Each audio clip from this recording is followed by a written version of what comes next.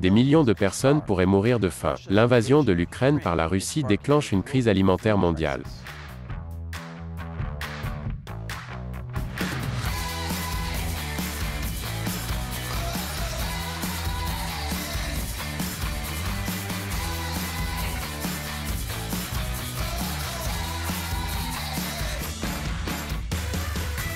Bienvenue à l'émission Amérique dévoilée, je suis Matt Gneizda, je remplace Chris Chappell, qui est coincé dans le New Jersey aujourd'hui. Et si être coincé dans le New Jersey n'était pas assez grave, le monde est maintenant confronté à une crise alimentaire mondiale, à cause de l'invasion de l'Ukraine par la Russie. Et cela va affecter les États-Unis aussi. Emporter le président Biden. En ce qui concerne la pénurie alimentaire, oui, nous l'avons fait, nous avons parlé de pénurie alimentaire et ça va être réel.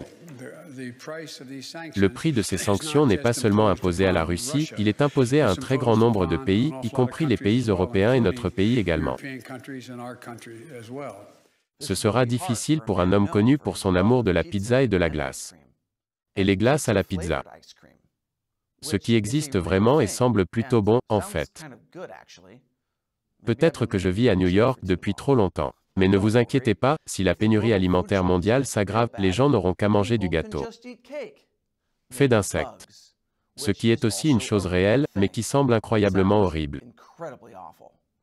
Parlons de quelque chose de moins déprimant, comme la pénurie alimentaire à venir.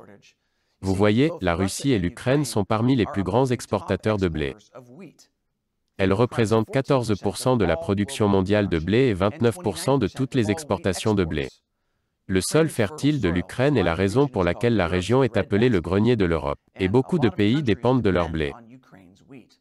Près de 50 pays dépendent de la Russie et de l'Ukraine pour au moins 30% de leurs importations de blé, et 26 en dépendent pour plus de la moitié de leurs importations. Les deux pays représentent environ 12% des calories échangées dans le monde.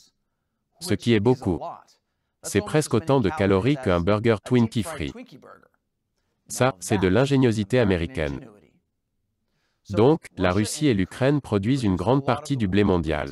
Mais le conflit en Ukraine a bouleversé l'approvisionnement alimentaire mondial. L'Ukraine a interdit les exportations de céréales et d'autres produits alimentaires de base, et la Russie bloque les navires transportant les céréales exportées dans la mer Noire. En plus d'être sanctionnée, la Russie a également interdit les exportations de céréales vers les pays voisins. Et il ne s'agit que des exportations actuelles. Les récoltes futures sont également menacées. Selon l'Organisation des Nations Unies pour l'alimentation et l'agriculture, entre 20 et 30% des cultures de blé, de maïs et de graines de tournesol en Ukraine ne seront pas plantées ou ne seront pas récoltées au cours de la saison 2022 et 2023. La nourriture n'est donc pas exportée, récoltée ou plantée. Ce qui signifie que cette pénurie alimentaire entraîne une hausse des prix. Les prix des céréales ont déjà grimpé de 50% rien qu'au cours des 2 premières semaines du conflit. Et il n'y a pas que les cultures alimentaires. Nous connaissons également une énorme pénurie d'engrais, la Russie étant un important producteur. Et cela entraîne également des prix records. Selon le secrétaire général de l'ONU, la guerre en Ukraine menace de dégénérer en une crise alimentaire mondiale. Donc, préparez-vous à l'enfer. Oui, ce n'est pas l'apocalypse. L'apocalypse a déjà eu lieu. Nous n'avons juste pas remarqué. Et maintenant nous descendons en enfer. Ce qui est en fait très logique. Comment expliquer autrement les gâteaux aux insectes? Ce monde est déjà bien au-delà de la satire. Et après la pause, comment l'Afrique et le Moyen-Orient ressentent la douleur de la pénurie alimentaire. Bon retour parmi nous. Le Moyen-Orient et l'Afrique sont les plus durement touchés par la crise alimentaire provoquée par l'invasion de l'Ukraine par la Russie. Les pays de ces régions importent entre un tiers et 90% de leur blé de Russie et d'Ukraine. L'élimination de ces deux pays met à rude épreuve l'approvisionnement et les prix des denrées alimentaires. L'Égypte, par exemple, est l'un des plus gros importateurs de blé au monde et 80% de son approvisionnement provient d'Ukraine et de Russie. Elle envisage d'augmenter le prix du pain pour la première fois en 3 décennies. La situation n'est pas différente au Liban, où les autorités préviennent que la Banque centrale pourrait ne pas être en mesure de subventionner le pain si les prix continuent à augmenter. Le gouvernement tunisien, dont on pense qu'il est à court d'argent, a rationné la farine et réduit la production de pain. Les pays appauvris d'Afrique dépendent de l'Ukraine. C'est la plus grande source de nourriture pour le Programme alimentaire mondial des Nations Unies. Mais maintenant, le programme doit réduire de moitié les rations pour les réfugiés. Selon le directeur exécutif, nous n'avons pas d'autre choix que de prendre la nourriture de ceux qui ont faim pour nourrir les affamés. Nous sommes impuissants face à eux. Nous ne pouvons rien faire pour eux. Ces gens qui sont touchés et leur malnutrition, ils ont perdu leur bétail. Nous ne faisons rien pour eux. Nous sommes déjà tellement à court de fonds, et maintenant avec l'Ukraine, nous avons des rations de 50% pour les gens, par exemple, au Yémen. Je viens de supprimer les rations à 50% pour 8 millions de personnes. Niger, 50% de rations. Tchad, 50% de rations, et 50% n'ont rien, ceux qui sont dans un besoin extrême. Les experts préviennent que le nombre de personnes confrontées à une faim aiguë pourrait atteindre 500 millions à cause du conflit. Naturellement, les gens aggravent la situation en achetant dans la panique. Les gouvernements paniquent aussi. Ils limitent les exportations de nourriture. Certains stockent déjà des céréales. La Chine a déjà pris une longueur d'avance en accumulant plus de la moitié des céréales du monde avant le conflit en Ukraine. Tout comme ils ont accumulé des fournitures médicales avant la pandémie. En réponse, les États-Unis et d'autres pays du G7 ont déclaré: nous éviterons les interdictions d'exportation et autres mesures restrictives du commerce, maintiendrons des marchés ouverts et transparents, et invitons les autres à faire de même.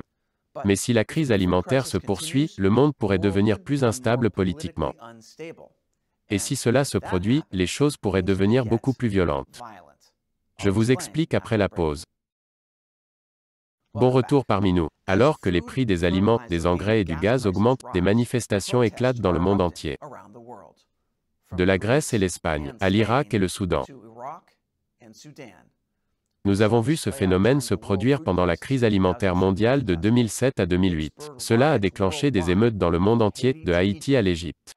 Une manifestation de rue contre la hausse du coût des denrées alimentaires a récemment tourné à la violence dans la capitale haïtienne Port-au-Prince ainsi que dans des villes d'autres pays en développement.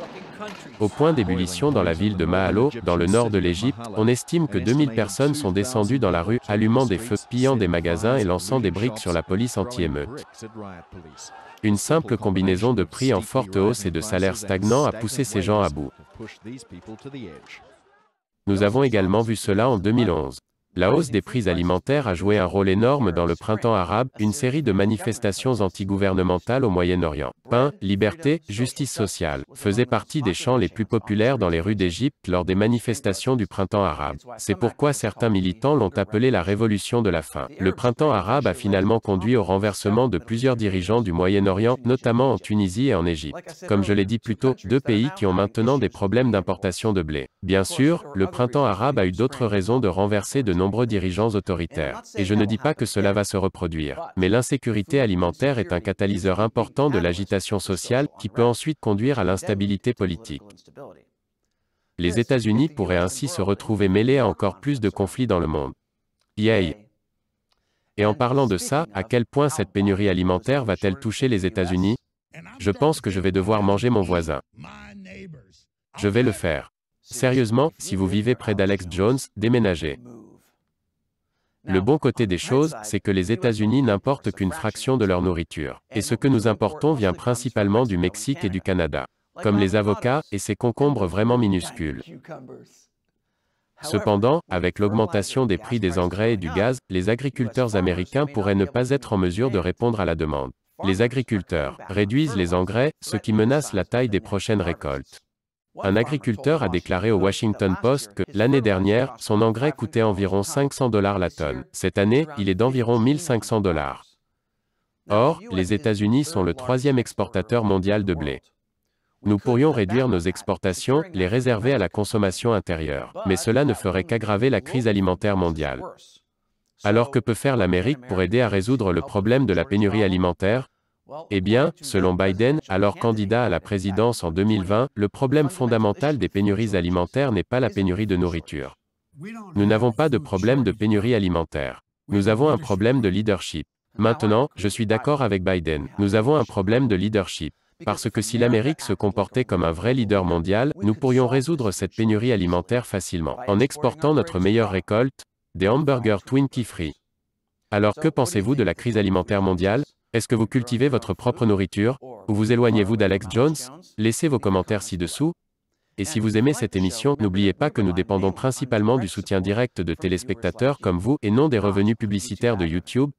Visitez donc notre nouvelle communauté Locals à l'adresse americauncovered.locals.com. Devenez un contributeur pour nous aider à continuer à produire de superbes épisodes. Cliquez sur le lien ci-dessous. Encore une fois, je suis Matt Naisda. Merci d'avoir regardé Amérique dévoilée.